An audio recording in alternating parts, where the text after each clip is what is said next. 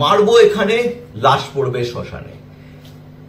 এক একটি ডায়লগ বাঙালির মন কেড়েছে। কিন্তু এই গৌরাঙ্গ চক্রবর্তী, না ঠিকই শুনছেন, মিঠুন চক্রবর্তী নামটা কিন্তু তার পাওয়া। তার আসল নাম হচ্ছে গৌরাঙ্গ চক্রবর্তী, যে আজকে খবরের শিরোনামে ভারতবর্ষের অভিনয় জগতের সর্বশ্রেষ্ঠ যে পুরস্কার, সেই পুরস্কারটির নাম হচ্ছে দাদা সাহেব ফালকে পুরস্কার। মিঠুন চক্রবর্তী 2022-এর দাদা সাহেব ফালকে পুরস্কারটি পেতে চলেছে। অ্যানাউন্স করে দিয়েছে ইনফরমেশন অ্যান্ড ব্রডকাস্টিং মিনিস্ট্রি। 2024-এ তিনি পেয়ে যাচ্ছেন এই পুরস্কারটি, 2022-এর অ্যানাউন্সমেন্ট এটা। এবার মিঠুন চক্রবর্তীর এই জার্নিটা কিন্তু কখনোই সোজা ছিল না। আপনি একটু ভাবুন তো, পশ্চিমবঙ্গের মধ্যবিত্ত পরিবারের বাঙালি ছেলে গৌরাঙ্গ চক্রবর্তী, সে হিন্দি মেন স্ট্রিমে গিয়ে অভিনেতা হিসাবে পুরো রাজ্য দখল করলো বলা যেতে পারে। সেটাও সম্ভব, মানে এটা একটা বিশাল মেসেজ দিয়ে যায় যে মানুষের যদি দাওয়ালে পিঠ থেকে যায় না, তখন মানুষ সবকিছু করতে রাজি হয়। মিঠুন চক্রবর্তীর জন্ম এমন সময়, যে সময় আস্তে আস্তে নকশালবাড়ি থেকে নকশাল আন্দোলনটা শুরু হয়ে গেছে, এবং মিঠুনদাও নিজেকে ধরে রাখতে পারেনি। বড় হওয়ার সাথে সাথে সে নকশাল মুভমেন্টে জড়িত হয়ে যায়। তারপরে বলা যেতে পারে পরিস্থিতির চাপে পড়ে সে বেঙ্গলের বাইরে FTI পুনে চলে যায়। তারপরে মৃণাল সেনের হাত ধরে প্রথম সিনেমা, সেখান থেকে ন্যাশনাল অ্যাওয়ার্ড, এবং তারপরে কিন্তু 2 বছর কোনো কাজও পায় না মিঠুনদা।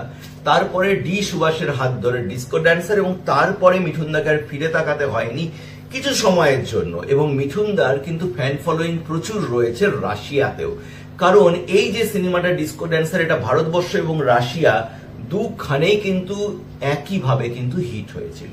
এবং এর সাথে একজনের নাম বলতেই হয়, বাপি লাহিড়ী না থাকলে হয়তো মিঠুন চক্রবর্তী হয়ে উঠতো না। মিঠুন চক্রবর্তীর পরিচয় আমি কি দেব বুঝতে পারছি না, কারণ একধারে তিনি অ্যাক্টর, একধারে তিনি ড্যান্সার, একধারে তিনি পলিটিশিয়ান, একধারে তিনি এন্টারপ্রেনিয়ার, একধারে তিনি প্রডিউসার। তো ভার্সেটাইল ক্যারেক্টার, ওঠানামা প্রচুর দেখেছেন। কিন্তু তিনি বাংলা সিনেমা কমার্শিয়াল বলুন কি আরবান সিনেমা বলুন, কোনোটাই কিন্তু কখনো না করেননি। সব ধরনের সিনেমা করে গেছেন। এক সময় কমার্শিয়াল সিনেমার মিঠুন চক্রবর্তী এরকম খারাপ সময় চলে এসেছিল যে সিনেমাগুলো ধরুন শুধুমাত্র ইউপি বিহারের বেস করে বানানো হয়, সেরকম সিনেমাও কিন্তু পর তিনি উটিতে বসে বানিয়েছিলেন। এবং সেই ক্রাইসিস পিরিয়ড থেকেও কিন্তু বারবার তিনি ব্যাক করে হিন্দি মেন স্ট্রিম সিনেমাতে ফিরে আসেন। মিঠুনদা মানেই বারবার কিন্তু কামব্যাক।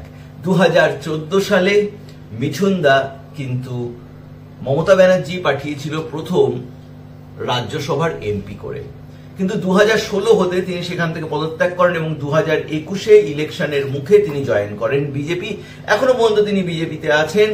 এবং দীর্ঘায়ু হোক মিঠুনদার জীবন, এবং এরকম বৈচিত্র্যময় জীবন। প্রতিটি বাঙালি যাতে ইন্সপায়ার হয় মিঠুনদার কাছ থেকে, সেটাই কাম্য থাকবে ভিডিওর মারফতে, যে একজন টিপিক্যাল বাঙালি ব্রাহ্মণ ঘরের ছেলে কিভাবে এত সুন্দর হিন্দি বলে উঠল, সেটা কিন্তু রীতিমতো শেখার। সেই সময় কোনো কোর্সও ছিল না, কিছুই ছিল না। এটাই বলে মানুষ চাইলে সবকিছু করতে পারে। অসংখ্য কনগ্রাচুলেশন মিঠুনদা, এবং আপনি দীর্ঘায়ু হন, সুস্থ থাকবেন, ভালো থাকবেন।